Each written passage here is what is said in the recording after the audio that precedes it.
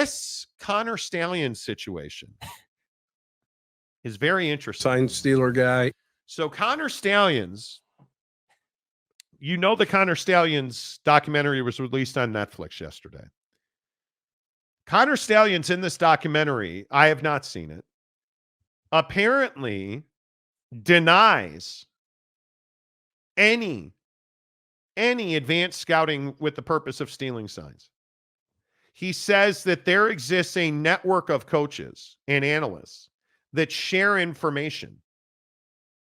And he says he has no need to do advanced scouting because he gets all the game tape from the other teams, which, as we've told you on this show, not to be Nostramonti, but as we've told you on this show, teams upload their game tapes, which is full view. The signs going into the game are on the game tapes. It's the all 12, the full field shot. That's all uploaded to an NCAA database so that your future opponents have access to your game tape and can scout you. The genesis of that was, hey, we're going to ban in-person scouting because we want to save money. It was never for the purpose of stopping sign stealing. I don't know how many people realize that. In-person scouting is banned because it was expensive. But still, to the point, it's banned. It's illegal. Connor Stallions says he didn't do it.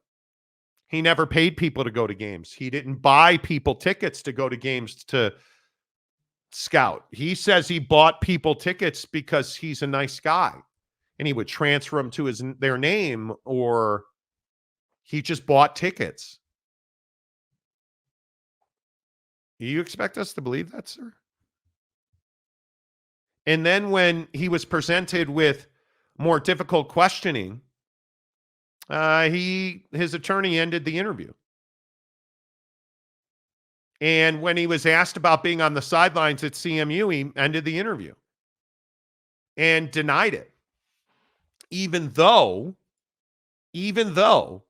it is well known at this point that the NCAA's findings says, well, yeah, it turns out you were on the sideline.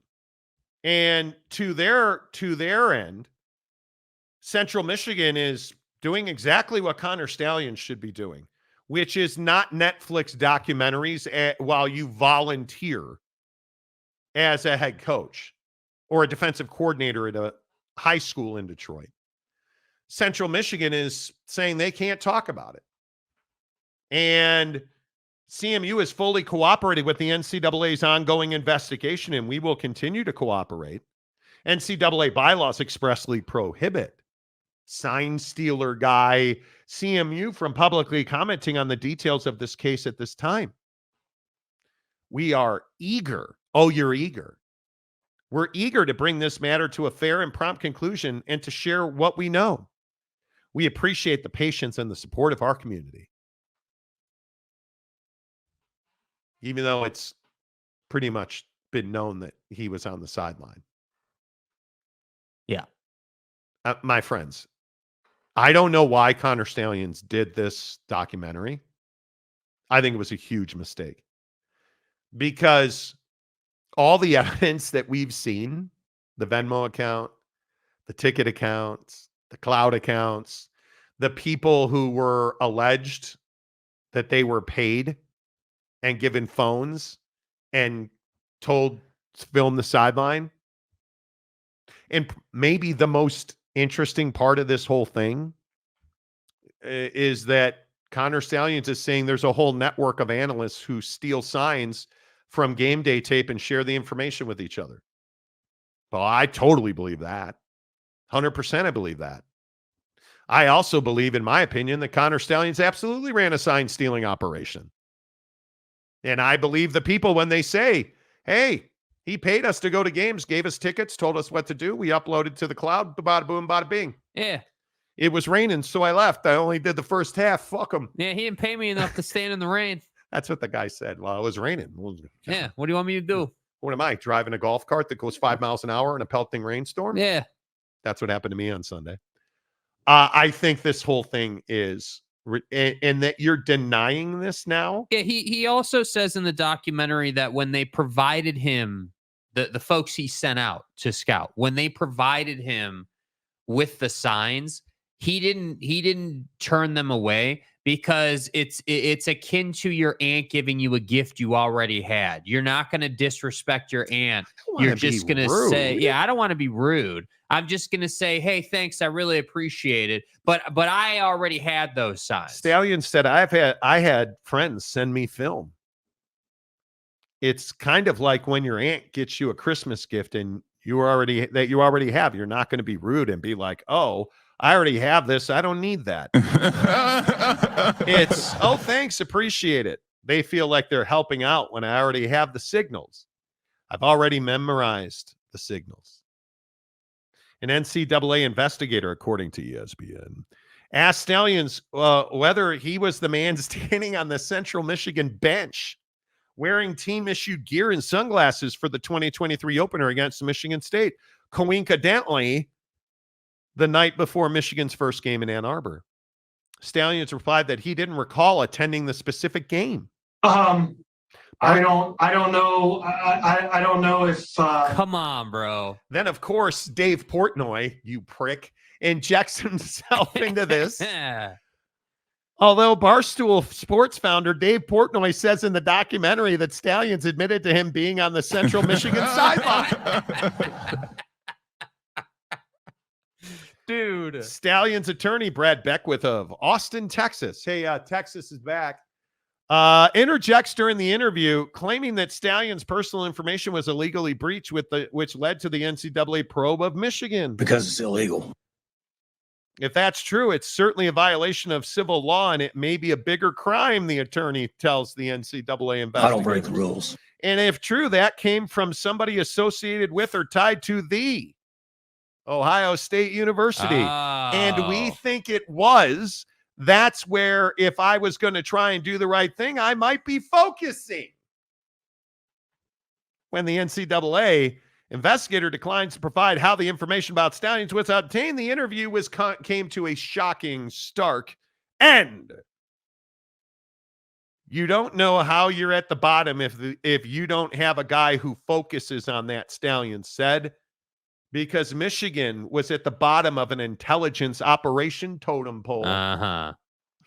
I'm sure. Man. Oh, come on.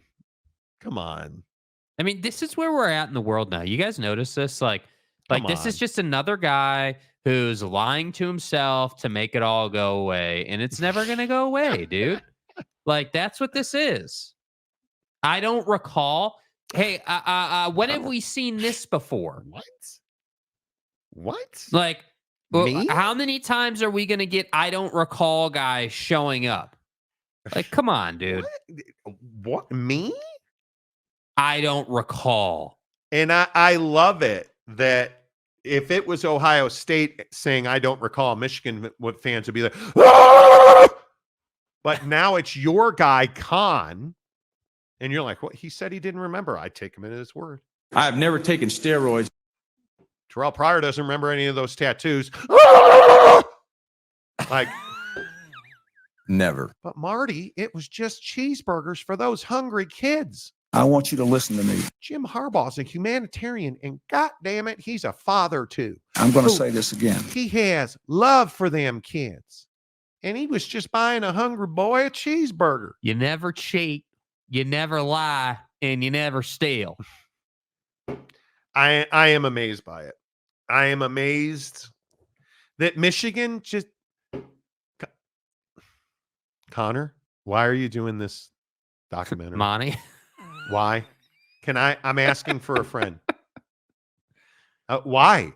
Well, I didn't do anything that nobody else is doing. Right, but they haven't gotten caught. So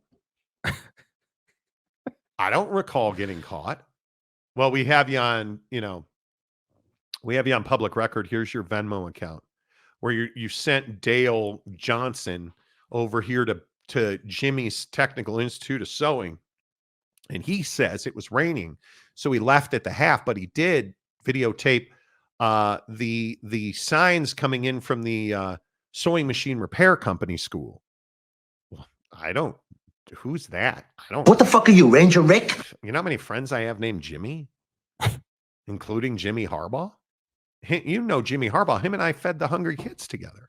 I would never send anybody out to advanced scout. Fucking Harbaugh too. Harbaugh's like, I don't remember meeting what recruit. What recruit? Cheeseburger. I had a chicken sando that day. Come on. What? I didn't. Who? I don't remember that recruit. Yeah, here's your text message to him. Oh, that guy. Yeah. You know, a lot of people text message for me. I don't know. I don't know if I don't know quite. I don't quite know how to answer that. Have you talked to my analyst Connor Stallions? He texts for me all the time. And pardon me. He'll be back. He just ran over to Central Michigan real quick. He'll be back in 10 minutes. You ought to know you bought it. Right? Come on, dude. Like, what are we doing? Your best defense is I don't recall.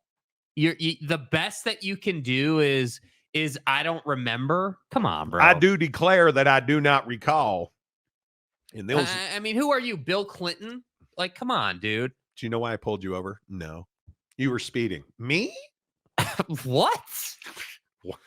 No. Where were you going? I'm just heading over to Central Michigan University. Sir. I need to go home. Give me a free pass? Kickoff's here in 10 minutes, and these sunglasses are expensive. I don't recall doing 100 and a 25. Sir, can you explain to me why you were doing 100 wearing sunglasses at night? It's a wee fence. Are you recording me? What's that blinking light on those sunglasses, son? I'm just here to buy cheeseburgers for hungry kids, officer. Like, come on, dude. And then Michigan fans going to be surprised when you get piped by the NCAA again. Come on. Come on, man.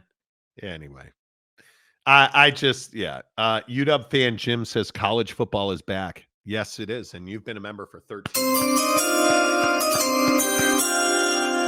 I told you Roma Duzley was going to be all pro. Yeah. All right. Midweek Coug, officer, I do not recall speeding. So I was talking to a dude yesterday, a friend of mine. He got pulled over and got in an argument with the cop. The cop yanked him out of the car. What? Because he wouldn't give him his driver's license. Now, I've known this guy for 10 years.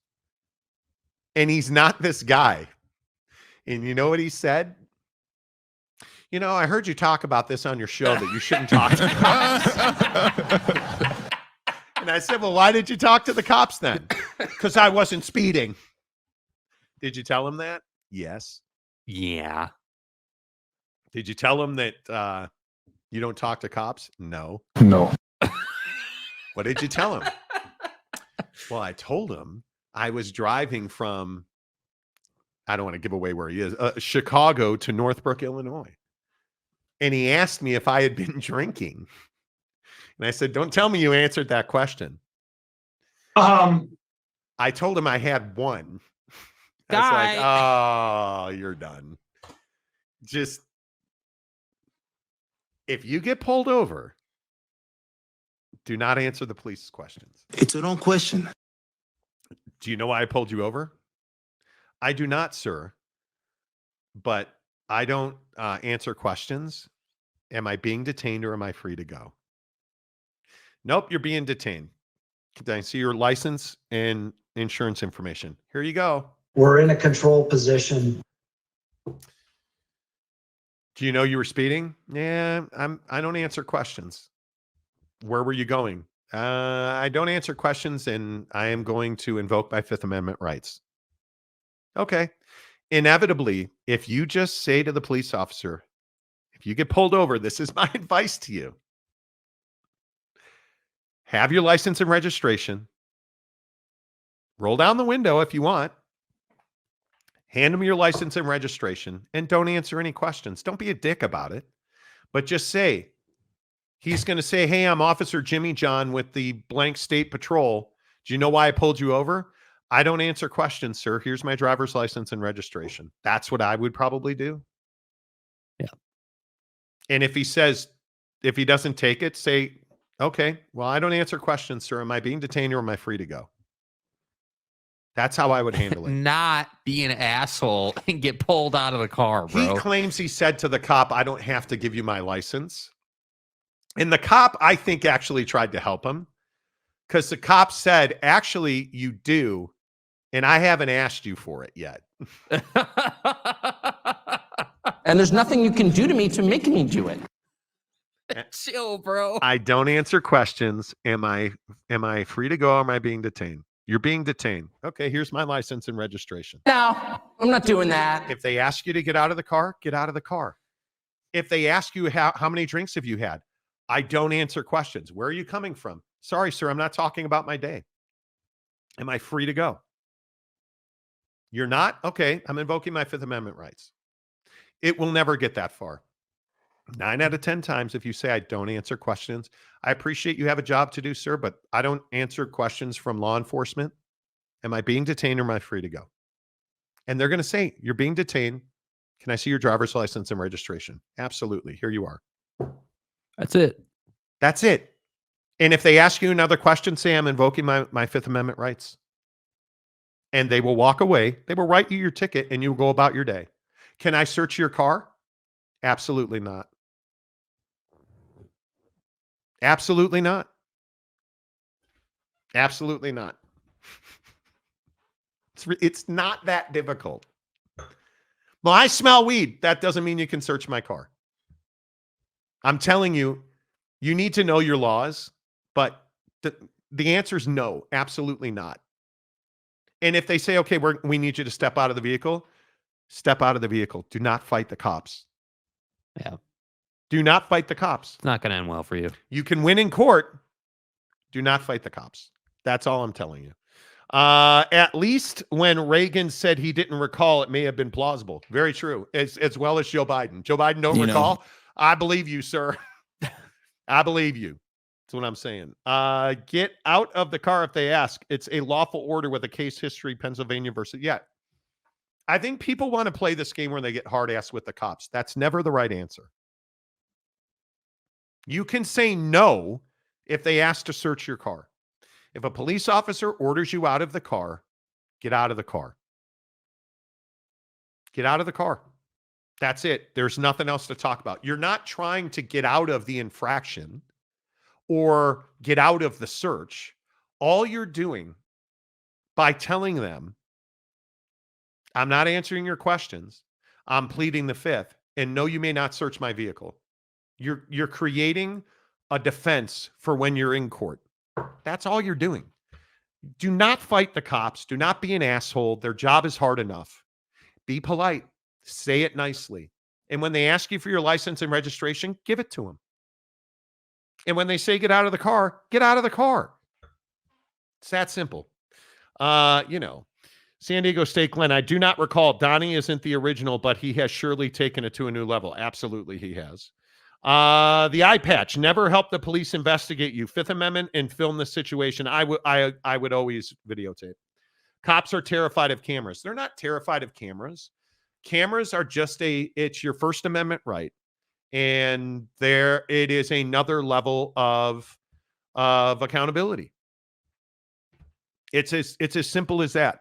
And if you're unclear about the laws, my recommendation to you is educate yourself about the laws in your city, your state. Educate yourself. Understand that, for instance, in the state of California, I don't know how many people realize this, the smell of marijuana is not probable cause.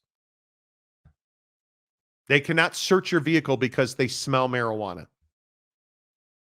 And yet, how many people are like, sure, go ahead and search. You're only helping them. That's what I'm saying. Mike Smith, actually, if they claim they smell weed, they can search your car. They cannot. Probable. Again, I encourage you to understand your jurisdiction, your city, and your state. It varies. A lot of municipalities now, for instance, California, smell of marijuana is not probable cause for a search. They have to see paraphernalia. They have to see actual marijuana. It is not probable cause. I don't know your city and your town and your state. I'm telling you, if a cop asks you to search, say no. And if they say, well, I smell marijuana, get out of the car, get out of the car. Fight the veracity of the search in court. It's that simple. Never consent to a search of your car. Make them do the work to get the warrant. Most times they won't. From a law enforcement veteran. Yeah. I agree with that. I think a lot of it is your mentality and your behavior. If you are combative with the cops, it's not going to end well. Know your rights. It's not. I think a lot of people think they have to do what cops tell you to do. Do you understand why they're asking you if how fast you were going? If a cop walks up to you and says to you, "Hey, do you know how fast you were going?" Why do you think he's asking you that question? Because he wants you to say, "Yeah, I'm sorry. Yeah, I know I was speeding." Okay, you're done. Whereas if you say, "I don't answer questions, sir. Am I being detained or am I free to go?" You're not helping them. Why would you help them put more charges on you? That's what I'm trying to tell you. What's up, guys? What did I miss? Nothing. Nothing. Nothing. Nothing at all. Not a thing. In California, you have 3 stages of law: state, county, and city. It's a very complex, but the state law, I believe, I'm 99.9% sure the smell of marijuana is not probable cause in California. Exigent circumstances are also a way that cops can circumvent the Fourth Amendment. Courts will uphold it most times. Sure. All I'm telling you is don't help the cops. Well, they can search your car, but they will be breaking the Fourth Amendment right. You will have, we're getting in the weeds. Yeah. All I'm telling you is if a cop asks you to get out of the car, get out of the car. If a cop pulls you over, he has probable cause to identify who you are. Because if he's going to write you a citation for speeding, it's a lawful command to identify yourself. Give him your driver's license and your proof of insurance, man. It's as simple as that.